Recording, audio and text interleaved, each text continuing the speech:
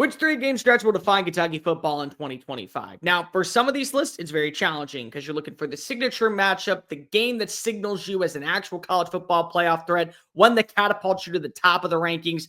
Nobody feels that way about Kentucky. There are some that believe the Wildcats are going to have the worst team in the SEC. And after leaving Atlanta and SEC Media Days, this feels like the team with the least amount of juice going into fall practice. So you got to set the tone very early on in the season, which is why Toledo, Ole Miss, and Eastern Michigan are the 3 games that will define your season. And I know that sounds disrespectful, but it's just the harsh reality. So let's break it all down, Wildcat fans. Welcome on into SEC Unfiltered. It's Cole Thompson here. Like the video, hit the ring notification, and of course, subscribe to the channel because we talk college football every single day, including things that happen at Kroger Field. Download the podcast version of the show. Make sure you're following us on social media. Link is in the description, and check out all of our great work found at secunfiltered.com. And as always, we're proudly fueled by our friends over at FANDUEL, so go visit FANDUEL.com/SECU. Get started today with $250 in bonus bets when you win your first $5 bet. So if you believe that Kentucky's win total is going to double this year and you want to prove those haters wrong,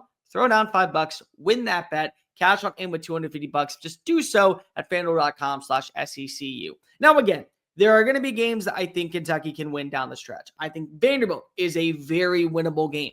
I think the matchup against potentially Florida could be interesting. At Auburn could be interesting. Against Louisville could be interesting. Hell, South Carolina could be interesting.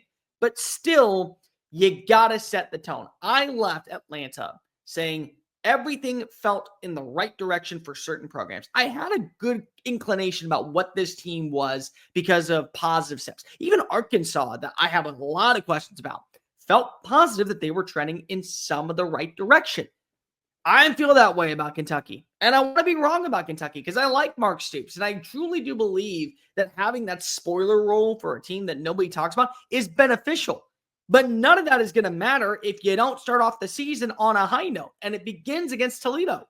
Folks, there are people out there that truly believe that Jason Candle and Chip Trayanum, who last season was a part of this Kentucky roster, are going to come on into Kroger Field and they're going to lay waste so early at an 11:45 kick, at least my time, because I'm not sure if Kentucky's on Eastern time, so that's thing I should probably know, but I don't. But by 2:30, 3 o'clock in the afternoon, people are saying, and the season, yeah, it's over. Mark Stoops is cooked. They have that. Tucker Gleason right now, to me, feels like the best quarterback in this game, and that's saying a lot. I think that this is a team that very well could be a sleeper to be the college football playoff group of 5 representative, and Jason Candle's a good coach. You look at the success that he has had since replacing Matt Campbell for over a decade with the Rockets. He knows how to get games prepared and ready to blast off. They beat Mississippi State last year. Like, this is not a common team that you just go, oh, G5, lower tier level. They're going to be able to understand we're paying them a signature amount to be our little baby and our tune-up game. No, because that was supposed to be the standard last season when they went down to Starkville and they handled business. And this is a veteran roster that does have several quality wide receivers, that does return its leading interception leader, that does return several starters that finished with over 70 tackles last year. So very good team. And you're bringing in a ton of new pieces on the offensive line, at the running back spot, new wide receivers, several new defensive players.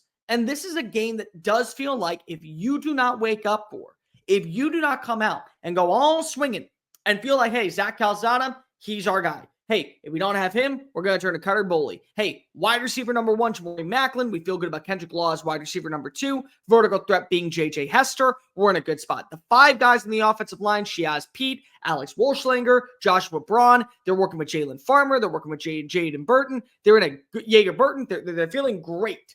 Our defense is forcing interceptions. Our defense is forcing 3 and outs. We can at least be a team that gives them our best punch every single Saturday.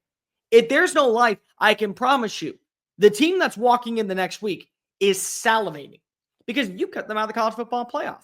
Now, let's be real. Lane Kiffin kept his team out of the college football playoff, but still, Brock Vandergrift finding a Berrien Brown for a 56-yard play, that defined Ole Miss's season. And the same thing could be said for Kentucky before you even face off against the Rebels. Toledo's good.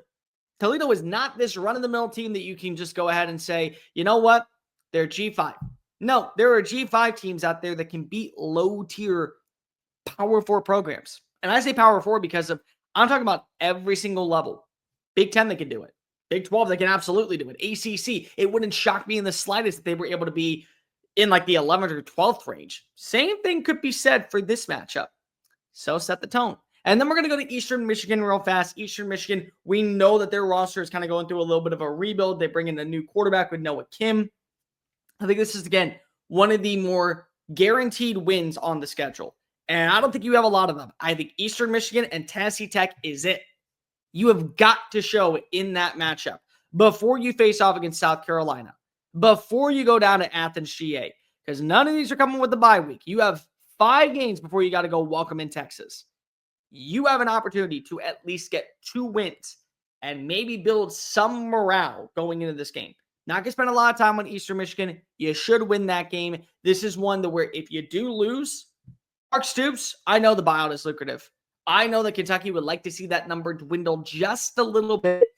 You can't afford it. Like, you can't afford to lose to these 2 teams and say, we're trending in the right direction as a program. No, you're not. In fact, you're trending so far down that you're allowing MAC teams,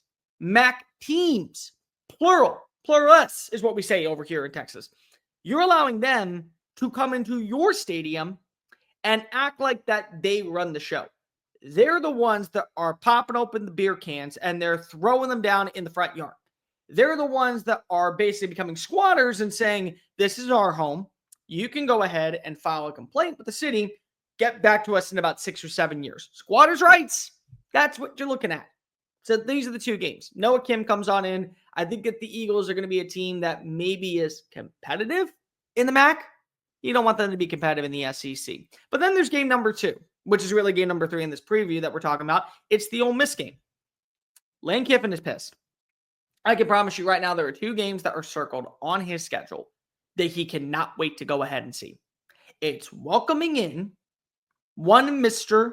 DJ Lagway, and it's going to face off against Mark Stoops. Because those 2 games were inexcusable. Just in general, they were completely out of left field, non-negotiable, terrible performances from Ole Miss. 4th quarter implosion out in the swamp. Really just a bad game plan from the start out in Oxford. On homecoming, no less. And we look back at that game and say, you win, you're in the playoff. And I've already said this a couple times.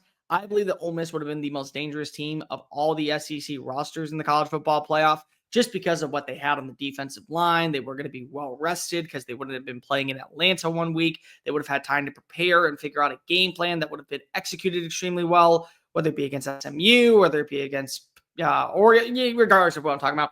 They would have been a good team. That's not this team anymore. That's not.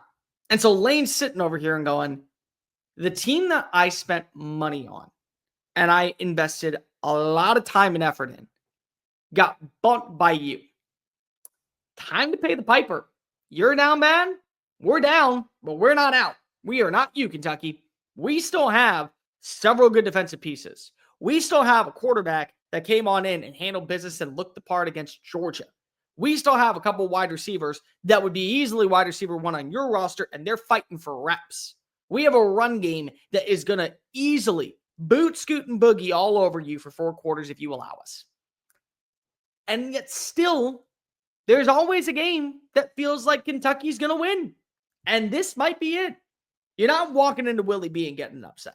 That atmosphere is just not going to be sustainable. You're not beating Texas. I don't think that you're beating Georgia. Now, Vanderbilt is one that I think could happen. Auburn is one that might happen. And I'll be just very nice and say, if everything goes according to plan, you welcome in Florida and you welcome in Tennessee, maybe those rosters aren't up to par. Maybe there's injuries. You got that upset win. But last season, week 3, perfect example. They took Georgia, the SEC champions, down to the wire. And if not for a poor excuse, instead of going forward on 4th down, for punting it, they're doing it that way. Instead of doing that, taking the shot, you cost yourself. That was it. That was the game. I mean, we can go ahead and sit here and go back and argue about, hey, what should have been the case? The bottom line is that if we just watch 1 4th down conversion go, 1, Mark Stoops could be viewed as a hero. And it could be the moment that probably gets a lot of people talking positively once again about Kentucky football. And it changes the dynamics of the season. But instead, that's not the case. You have a new quarterback being broken in underneath Lane Kiffin. It's going to be his second game. It's his first major road test. You have a roster that last season was filled with future NFL talent that you beat. It's not that way this year. You could easily win this game. You could, if everything goes according to plan. And that changes the morale. And now potentially you're sitting at 3-0, going into Columbia, and then you get to go to Athens, then you get a bye week. 3-2 for that 5-game stretch, not a bad start for what we believe Kentucky football is going to be this year. But if you go 0-3 in that stretch, and then 0-5 in that stretch, or 1-4 even in that stretch, you're going into that bye week with no juice, with no expectations, with no morale inside the locker room. And this is where it all goes south. That's what I worry about if I'm a Kentucky fan.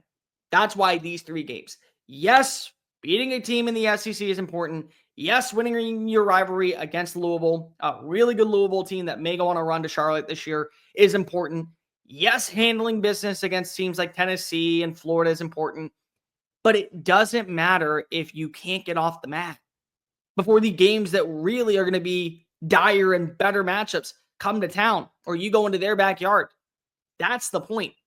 So in my opinion, yeah, it sounds disrespectful, but it's the honest truth. You have to win 2 of your first 3 games. And you have to show a little bit of life against Ole Miss if you believe that you're going to be turning the tides out in Lexington this year. Because if not, what are we doing? You should have just fired Mark Stoops last season, given a brand new coach the ability to come on in and fix the program in his image and then have no expectations going into this year. So against Ole Miss, against Toledo, against Eastern Michigan, you got to go 2 of 3. But let me know in the comment section down below, what are the 3 most important games in your opinion for Kentucky football? Like, review, hit subscribe. Make sure you're following us on social media at Mr. Cole Thompson, at SEC Unfiltered. Download the podcast first of the show and check out all of our great work found at secunfiltered.com. Until next time, folks, I am Cole Thompson, Wildcat Nation. I don't know what to make of your season, but I'll tell you what, it's going to be dark and gloomy if come to Monday morning, you're sitting at 0-1 because the Rockets decided to blast off at Kroger Field. Peace.